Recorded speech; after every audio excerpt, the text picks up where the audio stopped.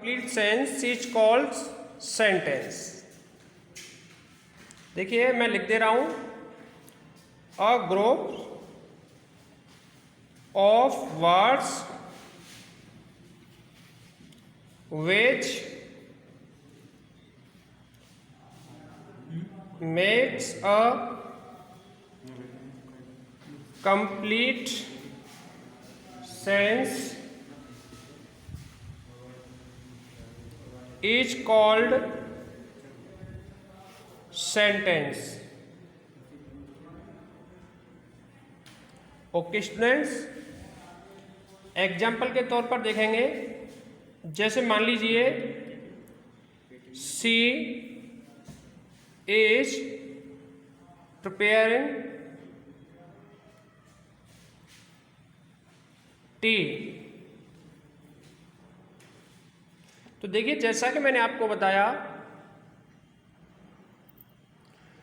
कि सेंटेंस जो होता है वो एक शब्दों का ग्रुप होता है, उसका अपने आप में जो अर्थ होता है वो एकदम कंप्लीट होता है। दूसरी बात क्या है कि उसमें वर्ब का प्रयोग होता है।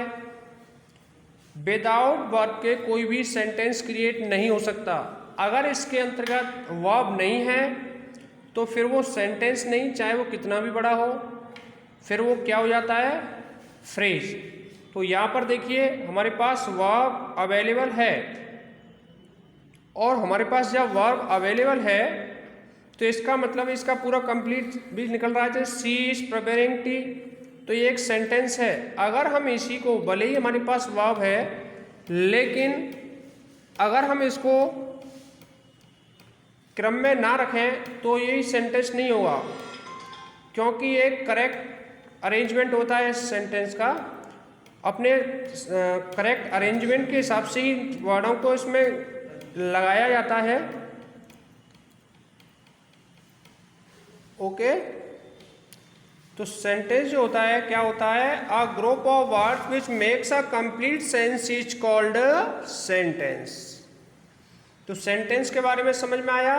देखिए एक और एग्जांपल मैं आपको बता देता हूं। मान लीजिए द टीचर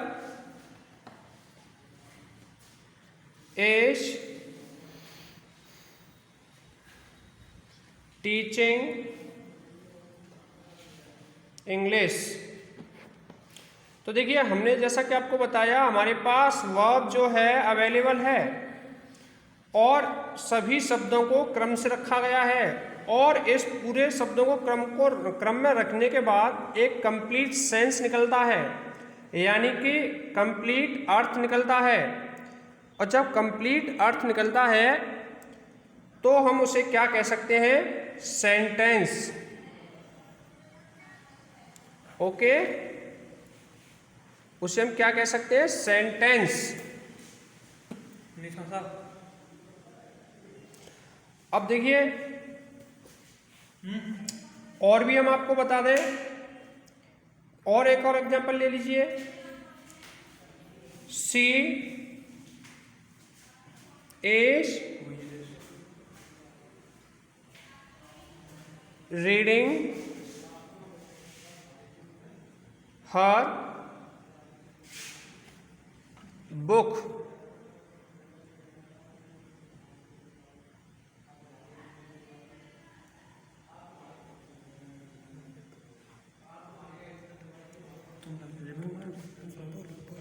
ठीक है, सी इज रीडिंग हर बुक। तो देखिए जैसा कि मैंने आपको बताया कि हमारे पास क्रियाएं जो हैं दोनों अवेलेबल हैं, और शब्दों को एक क्रम में रखा गया है, और इसका अपने आप में एक पूरा अर्थ निकल रहा है। तो इसका मतलब हम इसे कह सकते हैं कि सी इज रीडिंग हर बुक का मतलब है वह अपनी पुस्तक पढ़ रही है। अर्थात ये अपने आप में क्या हो गया, एक सेंटेंस हुआ। अगर मैं इसे लिख देता, हर इज रीडिंग सी बुक, देखिए वही वर्डों को मैंने यूज किया है, अर्थात वही शब्दों को यूज किया है, लेकिन इनको मैंने क्रम में नहीं रखा है, तो इसका अपने आप में कोई अर्थ नहीं निकलता है। भले ही हमारे पास वर्ब यानी क्रियाएं अवेलेबल है, लेकिन फिर भी ये क्या है, कि एक सेंटेंस नहीं है, ये एक सेंटेंस नहीं है। सेंटेंस कब होता है? जब वो उसके शब्दों को एक क्रम से रखा जाता है। जब शब्दों को क्रम से रखा जाता है प्लस उसमें क्रिया अवेलेबल होनी चाहिए तो ही सेंटेंस है। अगर उसके अंतर्गत क्रिया नहीं है